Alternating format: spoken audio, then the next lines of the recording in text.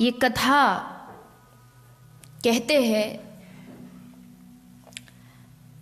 जब हिमालय पिघलता है तो गंगा प्रकट होती है, और जब शुकदेव जैसा कोई महापुरुष पिघलता है तो भागवत की गंगा प्रकट होती है। किसी महापुरुष का हृदय द्रवीभूत होकर के ग्रंथ के शब्दों के रूप में प्रकट होता है।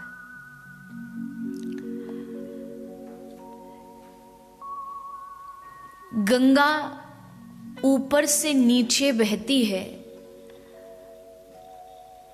पर भागवत की गंगा जब हमारे हृदय में प्रवेश करती है तो ये भागवत की गंगा हमारे समस्त जीवन के कल्मशों का नाश कर देती है।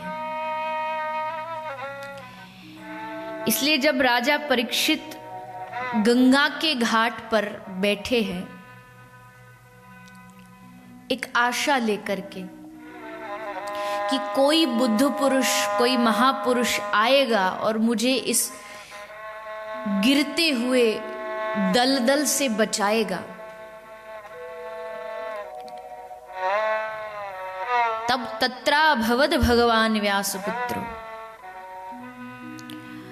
और जब शुकदेव जी आए और उन्होंने परीक्षित के प्रश्नों को सुना तो शुरुआत ही प्रथम श्लोक से की। वरियानेश ते प्रश्नः कृतो लोकहितं आत्मवित्सम्मतः पुंसां श्रोतव्यादिषु यः परः।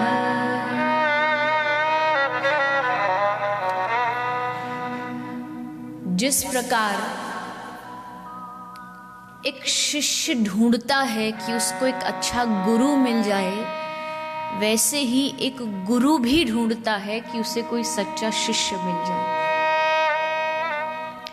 जितना सच्चा सद्गुरु प्राप्त होना मुश्किल है, उतना ही एक सच्चा शिष्य भी प्राप्त होना मुश्किल है। क्योंकि शिष्य बना नहीं जाता है, हुआ जाता है।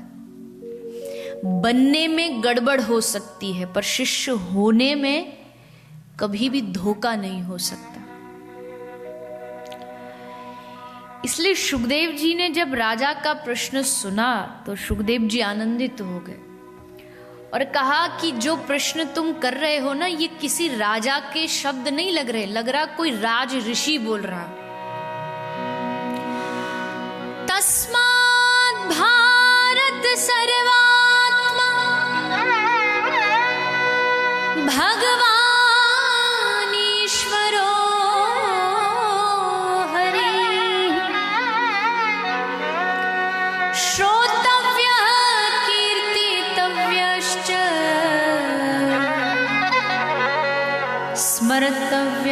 स्मर्तव्यश्चेच्छता भयम्।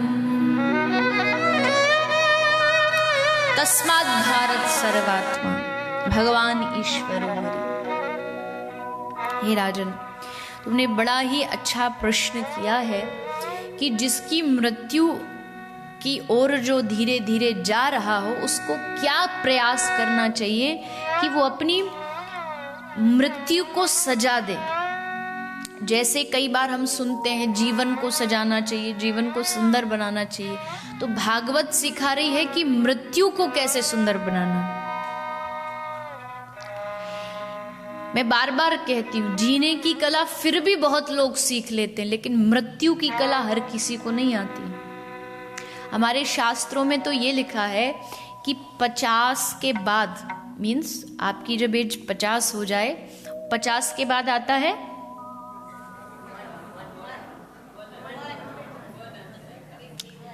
51, 51। तो 1 मतलब चले जाओ, अब समय हो गया। 50 के बाद अब मतलब कभी भी बुलावा आ सकता है।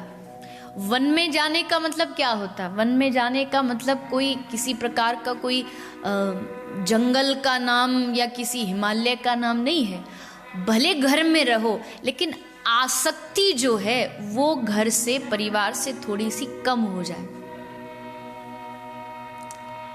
आसक्ति का कम होना ही वैराग्य। किसी ने कहा रे महाराज ये छूटता नहीं है, तो किसी संत ने हंसते कहा रे जब आसक्ति है तो जा भी सकती है।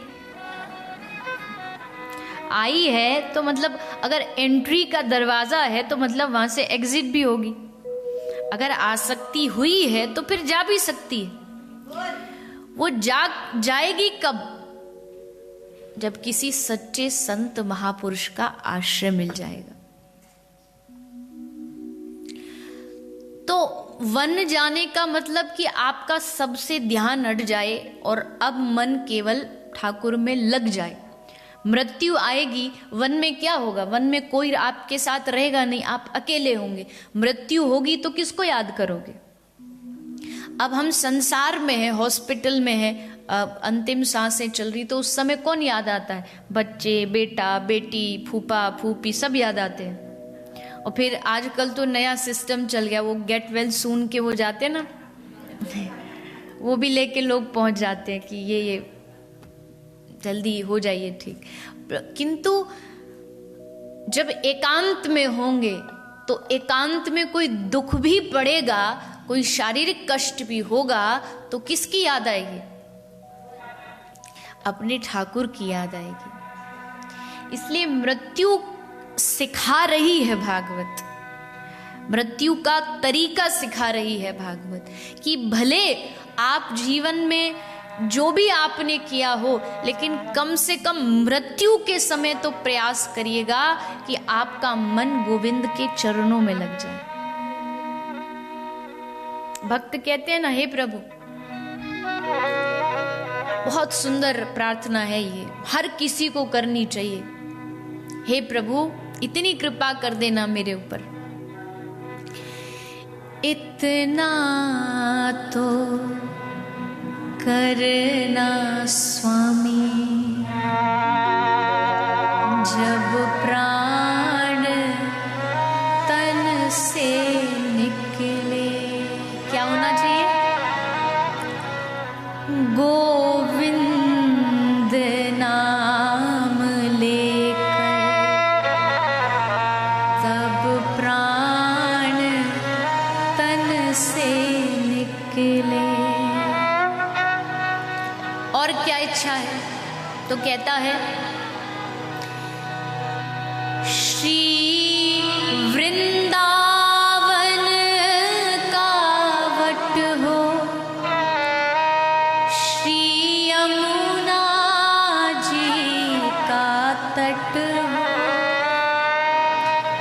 श्री वृंदावन का वट हो, श्री यमुना जी का वट हो, और मेरा सांवरा निकट हो,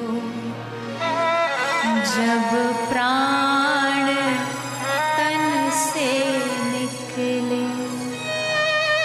गोविंद नाम लेकर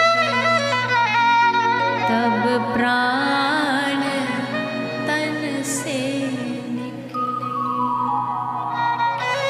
कोई मर रहा है जब उसके माथे पर काल बैठा है, कोई मर रहा है जब उसके माथे पर माया बैठी है। मैं मरूं तो प्रभु मेरे माथे पर आपके दोनों चरण रखे हुए हों, आपकी कृपा के वरद हस्त रखे हुए हों, ऐसा मेरा मरण हो।